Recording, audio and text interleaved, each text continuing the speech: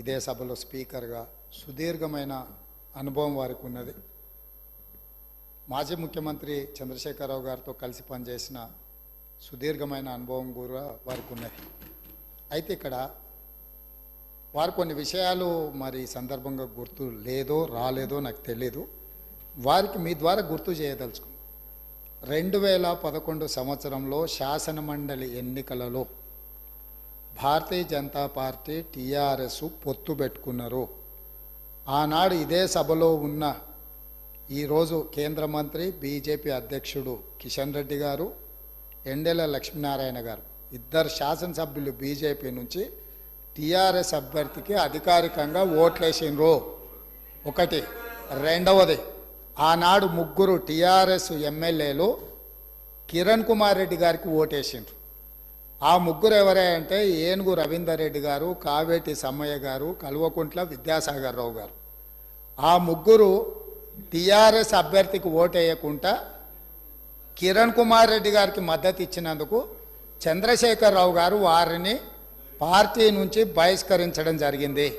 ఆ సందర్భంగా ఎమ్మెల్యేలు ఏం చెప్పిండ్రంటే, అయ్యా మీ అల్లుడు గారే మమ్మల్ని ఇక్కడ ఓటేయమని చెప్తే మేము పోయి అక్కడ ఓటేసినాము, ఓటేయమన్న మీ అల్లుడినేమో ఇంట్లో పెట్టుకున్నావు, మమ్మల్ని పార్టీ నుంచి ఎట్లా బహిష్కరిస్తావు అని వాళ్ళు మాట్లాడడంతో తిరిగి 2014లో వారికి టికెట్లు ఇవ్వడం జరిగింది. నెంబర్ 1. నెంబర్ 2, 2014 నుంచి 2023 వరకు పార్లమెంటులో ఏ సందర్భం వచ్చినా అధికారికంగా అక్కడ రికార్డులు ఉన్నాయి. కావాలంటే వారి పెద్దలు పోచారం శ్రీనివాసరెడ్డి గారు, నామ నాగేశ్వరరావు గారికో లేకపోతే కేశవరావు గారికో వారు అడిగితే ఎన్ని బిల్లులు వచ్చినప్పుడు లోక్సభలో కానీ రాజ్యసభలో కానీ వారు ఎవరి పక్షాన నిలబడి ఎవరికి మద్దతు పలికినరో అక్కడ సజీవంగా సాక్ష్యాలు ఉంటాయి.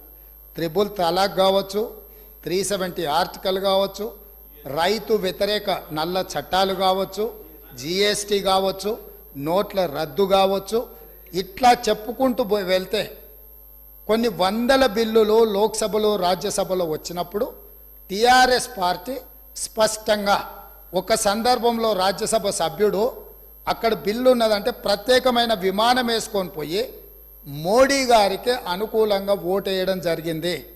Bharatiya Janata party, BRS, BJP ఒకే రకమైన ఆలోచన విధానంతో గత 10 సంవత్సరాలు ప్రభుత్వాలను కలిసి నడుపుకున్నారు. వాళ్ళిద్దరు కలిసి చర్చించుకున్నారు. ఇంతెందుకు వాళ్ళ పార్టీ అంతర్గత విషయం ముఖ్యమంత్రి గారిని మార్చాలని ఇక్కడ చాలామంది మాజీ మంత్రులు చంద్రశేఖరరావు గారిని దించేసేయాలి, తారక రామారావు గారిని ముఖ్యమంత్రిని చేయాలని చెప్పి ఆ మంత్రివర్గంలో ఉన్న వాళ్ళే చంద్రశేఖరరావు గారి మీద అవిశ్వాసం ప్రకటించి తారక రామారావు గారిని ముఖ్యమంత్రిని చేయండి అని వాళ్ళు మాట్లాడినరు.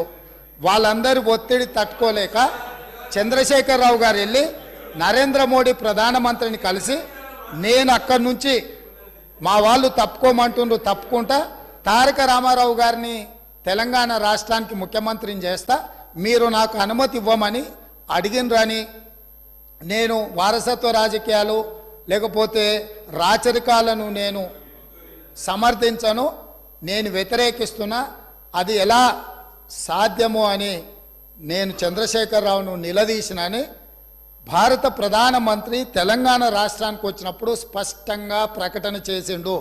ఇప్పుడు పెద్దలు శ్రీనివాసరెడ్డి గారిని నేను అడుగుతున్నా, మీకు ఎలాంటి సంబంధాలు లేకపోతే, అనుబంధం లేకపోతే, ఆయన అనుమతితోనే మీరు నిర్ణయాలు తీసుకోకపోతే మీ పార్టీ అంతర్గత వ్యవహార ముఖ్యమంత్రిని మార్చుకోవడం అనేది, అట్లాంటి విషయం కూడా మోడీ గారి అనుమతిని అడిగిందంటే మీ బంధం ఫెవికల్ బంధం. ఒకవేళ మీకు కేసీఆర్ గారు చెప్తుండ్రో లేదో వాస్తవాలు ఒక్కసారి ఇప్పుడు నేను చెప్పిన చరిత్రను మొత్తము వారు తెలుసుకోవాల్సిందిగా నేను కోరుతున్నా. మీకు కొన్ని చెప్తాడు, కొన్ని దాస్తాడు. కాబట్టి దాసినై మీకు ఒకవేళ ఎప్పుడైనా అనుమానం వస్తే మీరు ఎప్పుడైనా నన్ను అడగొచ్చు, స్వేచ్ఛగా వచ్చి కలవచ్చు. మిగతా వివరాలన్నీ కూడా నేను మీ దృష్టికి తీసుకొస్తాను.